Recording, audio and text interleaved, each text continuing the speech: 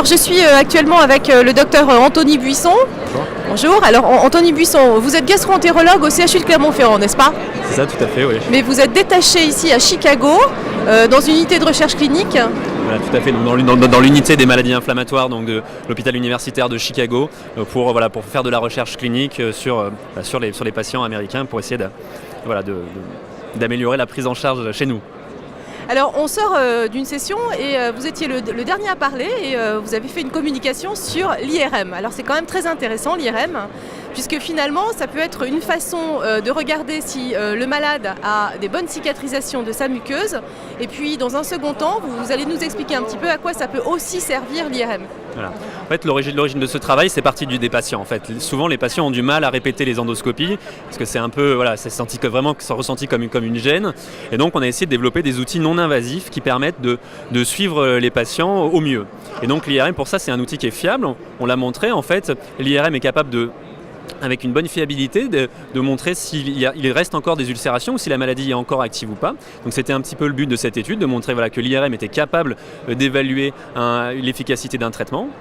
Et le deuxième point dans cette étude, c'était de montrer que le fait d'obtenir sous traitement une cicatrisation au niveau de l'IRM, c'était associé, ça permettait de prédire une évolution favorable de la maladie, c'est-à-dire plus de temps passé en rémission clinique sans recours à des corticoïdes et moins de risque de chirurgie. Donc c'est vraiment la première fois qu'on montre que l'IRM, la rémission IRM peut être un objectif de traitement chez les patients.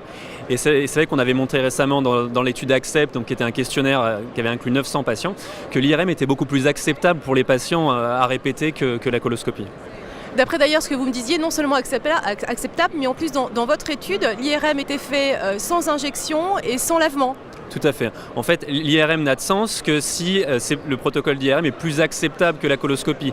Donc effectivement, il n'y a pas de préparation colique la veille, il n'y a pas de lavement pendant l'examen, il y a quand même un demi-litre de PEG pour distendre l'intestin à boire avant l'examen. Mais en tout cas, le fait d'utiliser des séquences par exemple de diffusion permet aussi d'éviter l'injection de gadolinium. Donc vraiment, l'objectif, c'est de faire un outil qui certes est performant, mais qui est surtout utilisable au quotidien pour les patients, parce que sinon, ça n'a pas de sens. Alors reste finalement aujourd'hui la disponibilité des IRM. On sait que c'est pas facile en France, aux États-Unis je crois que c'est un peu pareil aussi. En pratique, comment ça peut se passer? Vous avez une idée? Oui, alors c'est vrai qu'on a certains problèmes, tout dépend un petit peu des centres. C'est vrai que l'accès à l'IRM, ça peut varier entre 2 semaines et 6 semaines, donc c'est vrai que voilà. Mais on a un peu les mêmes problèmes avec l'endoscopie aussi dans certains services où les services sont saturés, etc. Je pense qu'il faut essayer de s'arranger avec ces radiologues pour garder certains créneaux un petit peu dédiés. Nous, c'est ce qu'on fait, effectivement, ce qui nous permet d'avoir des IRM relativement rapidement pour des patients à qui on veut démarrer un traitement, parce qu'on ne peut pas attendre 6 semaines qu'un patient poussé avant de démarrer un traitement. Donc voilà, je pense que c'est au cas par cas, au niveau local, essayer d'intéresser les radiologues à cette problématique. Et je pense que si tout le monde pousse dans le même sens, on y arrivera. En tout cas, je trouve que c'est une très belle étude et c'est une bonne nouvelle pour les patients. Je ne peux pas m'empêcher de vous poser une dernière question, Anthony Buisson. Alors, c'est quoi la différence entre les États-Unis et la France en termes de recherche, en termes de prise en charge des patients? Vous avez quelque chose à dire là-dessus?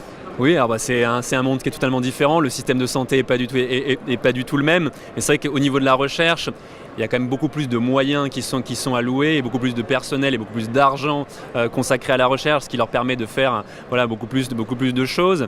Après, dans la prise en charge des malades, il y a quand même, le système de santé étant différent, il y a quand même une notion de couverture sociale qui fait que c'est un petit peu différent. Mais je crois qu'on prend pas...